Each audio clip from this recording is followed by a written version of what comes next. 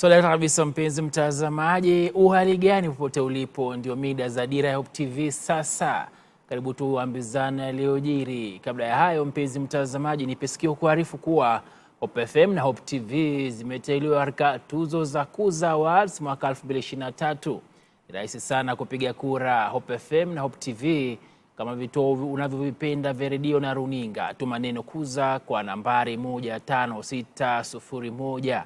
Tuma neno Kuza kwa nambari 15601 kisha jibu maswali manne rahisi na ubofye tuma kwenye simu yako. Kupiga kura ni bure na kwa tamatika Mei 28, 2023. Tuzo za utangazaji za Kuza Awards ni kwa hisani ya mamlaka ya mawasiliano nchini Kenya, CAK. Karibu mtazamaji, jina langu ni Dira Sulvanda. Na maafisa wa upelelezi katika kaunti ya Laikipia wamenasa vipande 23 vya pembe za ndovu vinavyokadiriwa kuwa na thamani ya shilingi milioni 11. Pembe hizo haramu zenye uzani wa kilo 114 zasemekana kunaswa wakati zikisafirishwa kutoka Churo katika kaunti ya Baringo na zilinaswa eneo la Mahiga mjini Sipili katika kaunti ya Laikipia, kulingana na kamanda wa polisi wa Laikipia John Nyoike. Maafisa wa polisi aidha walimkamata mshukiwa mkuu mwenye umri wa miaka 43 kwenye kisa hicho, aliyekuwa akisafirisha pembe hizo kutumia gari aina ya Nissan Vanette zikiwa zimefungwa ndani ya magunia ya kubeba mahindi. Mshukiwa huyo anazuiliwa katika kituo cha polisi cha Rumuruti, kaunti ya Laikipia.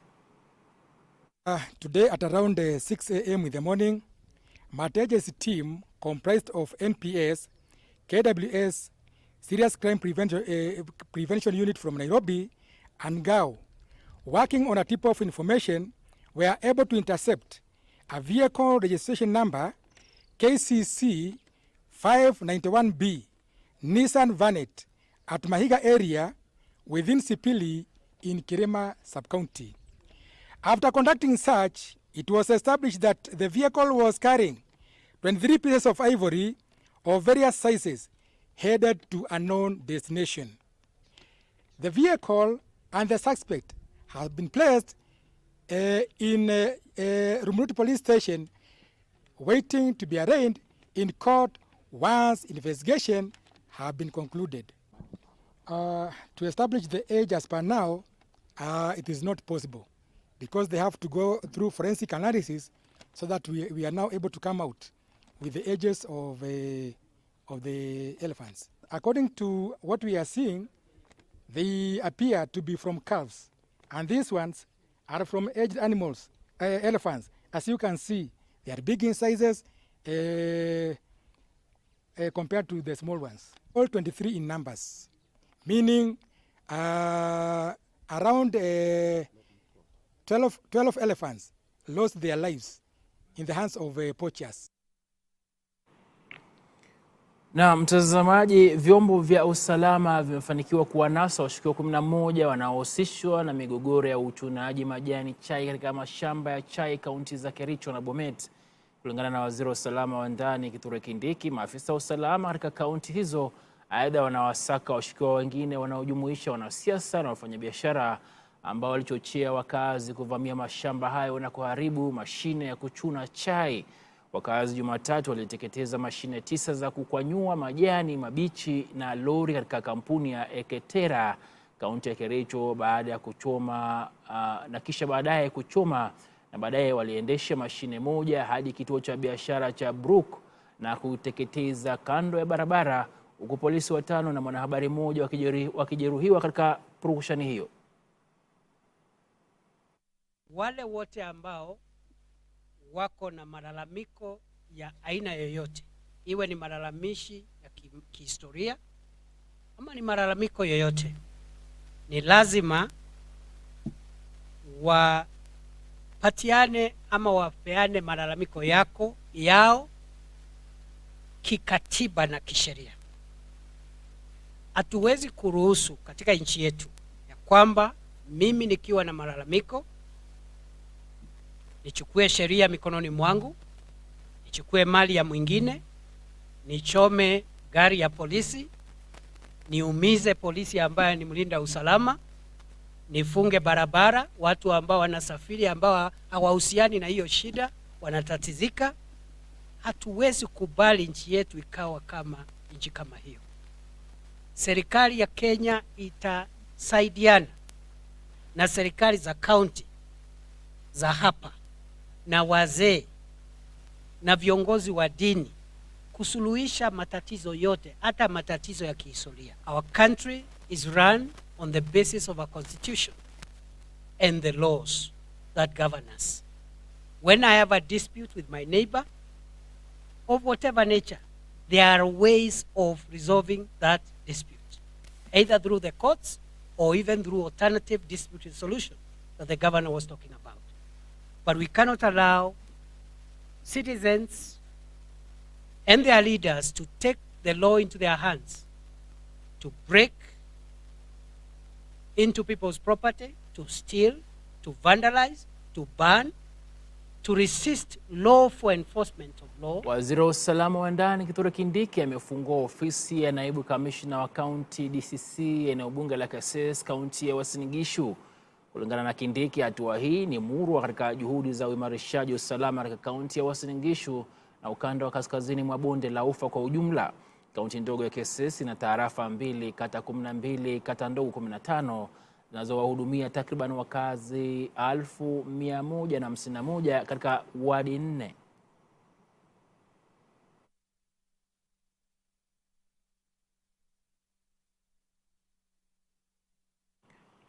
Balozi wa Marekani humu nchini Meg Whitman, balozi wa Uswizi nchini Kenya Valentin Zelga, pamoja na kundi la wajumbe kutoka Umoja wa Ulaya wakiongozwa na Bernard Quentin wamefanya kikao na kiongozi wa mpango wa amani Afrika Mashariki, Rais mstaafu Uhuru Kenyatta.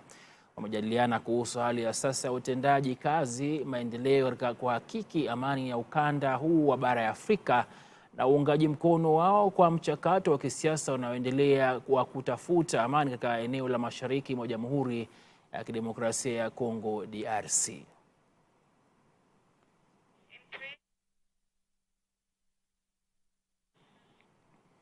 Katibu wa nyumba Charles Singa ametoa mwongozo na ufafanuzi kwa Wakenya kuhusu mradi wa serikali wa ujenzi wa nyumba. Mradi huo unajiri kufuatia pendekezo la Rais William Ruto la kuwakata wafanyakazi 3% ya mishahara yao ili kugharimia ujenzi wa nyumba.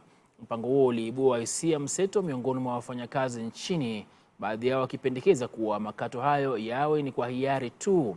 Akiwahutubia wanahabari, Hinga amesema mradi huo ambao umepewa jina la Park Road utawafaidi wa Kenya na kuwa mkato huo hautazidi shilingi 2,500 kwa kila mmoja wao. Our solution is not a solution that is just crazy we thought about. We went to benchmark. We went to Singapore. We went to Mexico. We went to Brazil. We went to Nigeria. We went to China. Many different places. And some of them we went to benchmark so that we know how not to do it. Because some of them, they have failed. What did they do? They said, let's save together. And that is a principle that most of us understand here because you belong to a chama somewhere or a sacco somewhere. So let's save together. And they did. And they told the employer, you save this, the employee will save that. Number 2, they said, once we pull this money together, and it is driven by law, because I know most of you are saying, well, we fanya hiki tukue voluntary. You see, when it is driven by law, if I'm going to get $1 billion a month, it means I can confidently go out there and call investors and tell them, for as long as that law is there, 3 years from now, I'll still be collecting the $1 billion. So let me tell you in simple terms. You know today something called fuel levy. We all pay fuel levy today if you're driving. Fuel levy is the one that has enabled us to build all these roads you're seeing here. Why? Because we've gone to the market and we told the market, here is the history. There is this levy here. We are collecting so much, and you look after the last 10 years, there has been an increase. So give us a lot of money today. We build those roads, but in the next 15 years, we will still be paying that fuel levy and we'll be able to pay you out. If we didn't have that, guess what was going to happen? What was going to happen was they will tell us, no, you can't afford it. Our housing fund works in the same way. It is a mandatory contribution by employer and employee, and as Hussein has said, we have capped it at 2,500. So the highest earning Kenyan will only pay 2,500 shillings. Majority of Kenyans will pay 1,000 and below. That's number one. But then we pool our money together. And I have not even brought in the people who are going to pay voluntarily. Then what happens? We pay into this fund. Then, as a country, we are able to go out there to the market, and we call investors. And we tell them, the Kenyan government is providing land at no cost, like I have done in Park Road, for Kenyans to own homes. The Kenyan government is committed to bring infrastructure to that site. The Kenyan government is prepared to take away all these costs of approval. All I want you to do is bring your money, build those houses en masse. That's important. Build those houses en masse, and then when you finish building those houses, give me the keys, I pay you, you go. Na mtazamaji, wakazi wa Mangala katika ukanda wa maalum wa kiuchumi wa Dongo Kundu wametaka serikali kuangazia upya utaratibu wa kuafidia ardhi yao.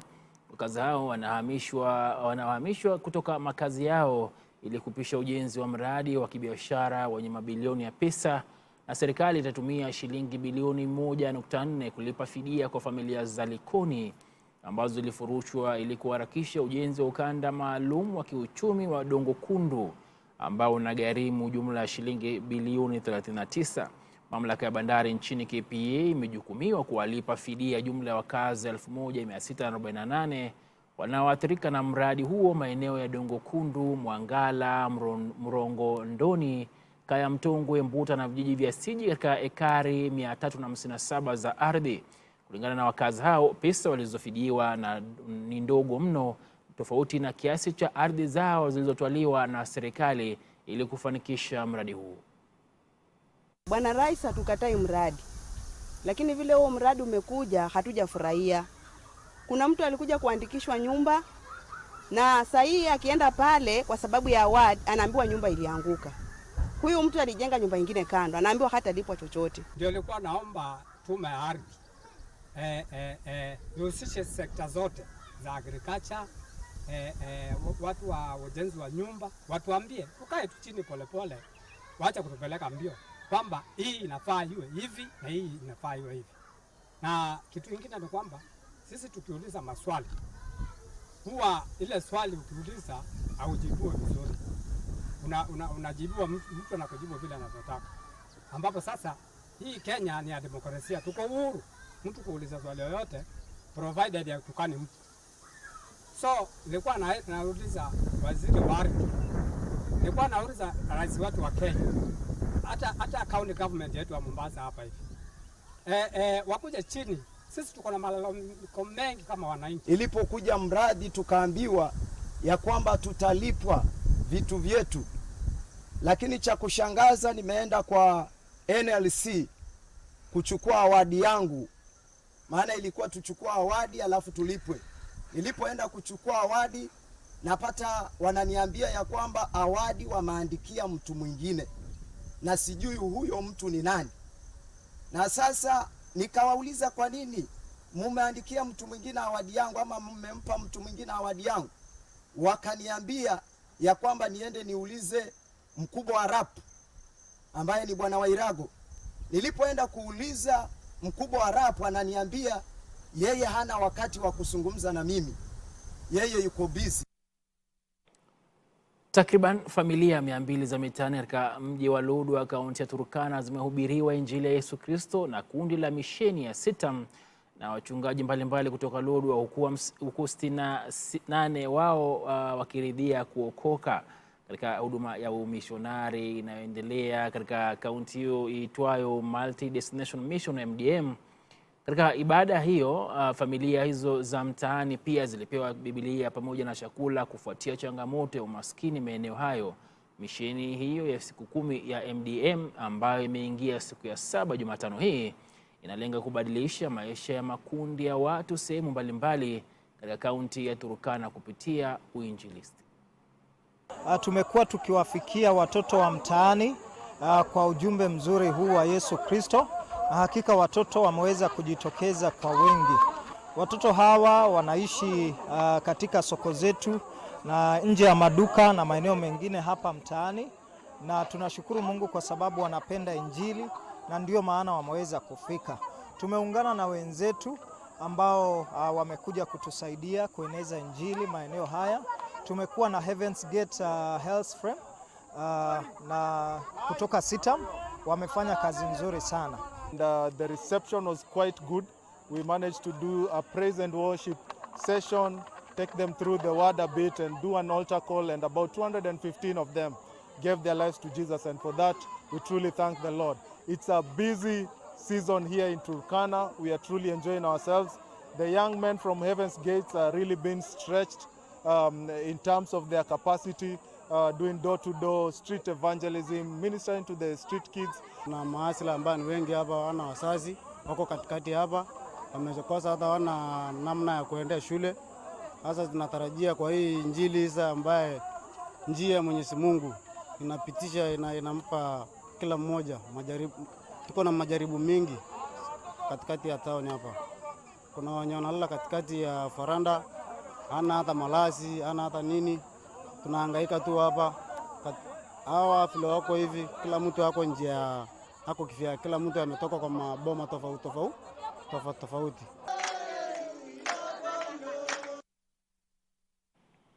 Naam, Rais William Ruto amesema kuwa serikali imejitolea kuwaandikisha Wakenya wote kupitia kurekodi data ili kuboresha utoaji wa huduma za umma. Alizungumza wakati wa kongamano la 7 la utambulisho kwa Afrika lililofanyika Nairobi, alikubaini kuwa serikali yake inashughulikia utekelezaji wa mfumo muhimu wa takwimu ambao unakidhi matakwa ya enzi mpya ya kidijitali, kama anavyotuarifu Gloria Musimbi.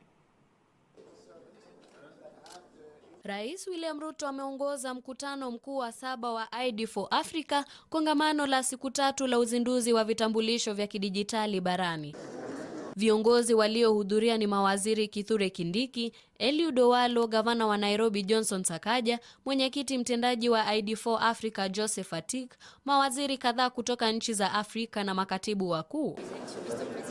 Akizungumza katika hafla hiyo inayofanyika jijini Nairobi, Rais Ruto amesema mifumo sahihi ya utambulisho utaimarisha demokrasia barani Afrika. We consider sound identity management to be essential to the integrity of the state because we recognize its immediate implication for the effective management of our democracy, society, and the management of our economy as well.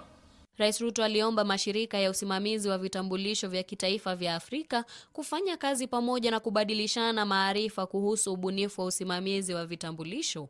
I challenge all participants, especially identity management practitioners from Africa, to collaborate with Kenyan colleagues in sharing their experience, strengthening thought leadership, and exploring possible innovations to achieve greater integrity and efficiency in this sector. Serikali aliongeza inashughulikia utekelezaji wa mifumo muhimu wa takwimu ambao unakidhi matakwa ya enzi mpya ya kidijitali. Aidha, alisema serikali imeweka mikakati ya kuhakikisha usajili wa 100% ya vifo na watoto wanaozaliwa ifikapo mwaka 2026. The government is deliberating the implementation of a civil registration and vital statistics system that meets the imperatives of a new digital era. The new system must be able to assign unique personal identification numbers at birth to all persons born in Kenya, upgrade the current national identity card into a national digital identity management system, and adopt the most sophisticated advanced passenger information solution to address the entry and exit of our borders. Nikiripotia Dira ya Hope TV, mie ni Gloria Musimbi. Nayo kampuni ya Tetra Pak ya Afrika Mashariki inashirikiana na ili kukusanya na kusaga katoni za karatasi kama njia mojawapo ya kutunza mazingira. Hatua hii imechangiwa na hitaji la ushirikiano zaidi ili kuboresha ukusanyaji na uchakataji tena wa liquid board packaging kupenda LBP.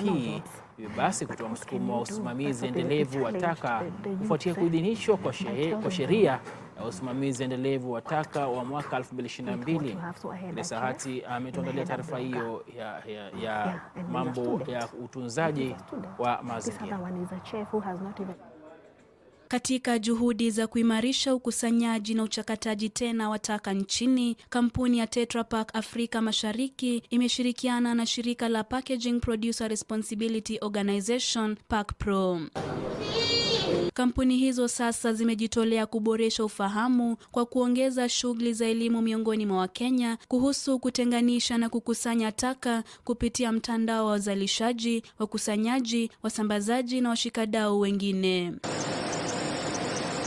Kulingana na mkurugenzi mkuu wa Tetra Pak Jonathan Kinisu, kampuni hiyo imekuwa ikishirikisha washikadau kikamilifu, ikiwa ni pamoja na serikali, pamoja na kuwa mstari wa mbele katika kubuni mifumo madhubuti ya kukusanya na kuchakata vifurushi vya katoni. Today Tetra Pak packages are fully recyclable around the world, and we partner with recyclers like Ramani and Ecotech, collecting and sorting companies like Takataka, EPR organizations around the world like PACPRO.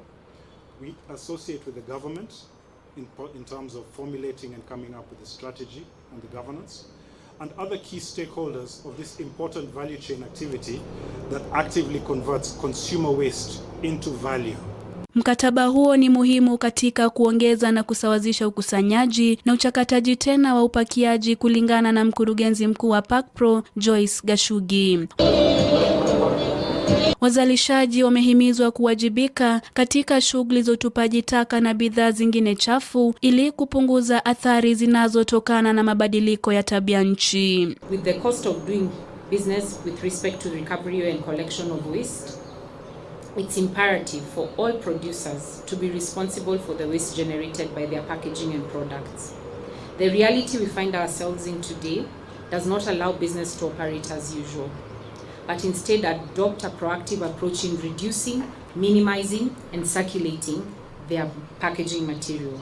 Akizungumzia mpango huo, meneja wa uendelevu katika kampuni ya Tetra Pak Misri na Afrika Mashariki Ahmed Abdul Saud ametoa wito kwa jasiriamali kuchangamkia ubunifu zaidi wa kuchakata tena bidhaa wanazozalisha kwenye makampuni. We need to empower entrepreneurs in Kenya to have more ideas, innovation, to collect and recycle more and more. And finally, we need to promote the products we have from our recyclers to be more promoted among the consumer. They can buy it and know the value of these products, so we have a good market economics and market share for the recycled materials. And this will depend on the awareness, of course. Kama njia mojawapo ya kukabiliana na mabadiliko ya hali ya hewa, kampuni ya kimataifa ya Tetra Pak hutengeneza vifurushi vya katoni vya karatasi vinavyoweza kutumika tena kwa bidhaa zinazobeba na kupakia vyakula na vinywaji. Kwa ufupi, masanduku yanatumwa kwanza kwenye kituo tambarare cha kufunganya ambapo hufunganishwa kwenye silinda ndefu. Sampuli zinazofaa za uchapishaji za mteja fulani huchaguliwa, kuchapishwa kwenye ubao wa karatasi na kisha kuwekwa kwenye mashine ya lamination ambapo zinachanganya na plastiki na foil. Baada ya hapo, joto la moto wa gesi hushughulikia ubao wa karatasi ili kuhakikisha kushikamana kwa safu ya plastiki. Lamineta hutoa plastiki iliyoyeyuka kati ya safu ya alumini na bodi ya karatasi yenye joto. Mashine ya kunyambua kisha hukata silinda katika sehemu zilizoainishwa ili kuunda umbo la kisanduku au boksi ya kawaida. Ushirikiano kati ya Tetra Pak unaonekana kama njia endelevu ya kuhifadhi mazingira na unaendana na juhudi za serikali ambayo mwaka 2017 iliona marufuku ya matumizi ya mifuko ya plastiki nchini Kenya. Miaka 6 sasa, mamlaka ya kitaifa ya usimamizi wa mazingira NEMA imeendelea kukabiliana na wale wanaopatikana wakitumia au kutengeneza mifuko ya plastiki iliyopigwa marufuku, huku wakiukaji wa sheria hiyo ya kutotumia plastiki wakitozwa faini ya hadi shilingi milioni 4 au kifungo cha miaka 4 jela. Nikiripoti ya Dira, mie ni Grace Ahati.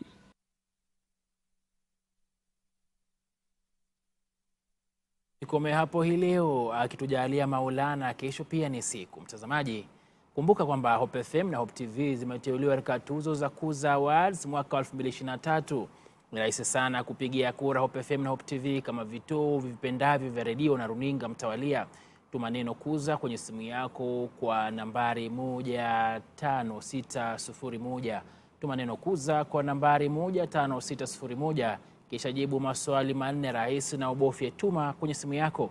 Kupiga kura ni bure mpenzi mtazamaji, na kwa shughuli hiyo yatamatika Mei 28 mwaka 2023. Tuzo za utangazaji za Kuza Awards mtazamaji ni kwa hisani ya mamlaka ya mawasiliano nchini Kenya CA.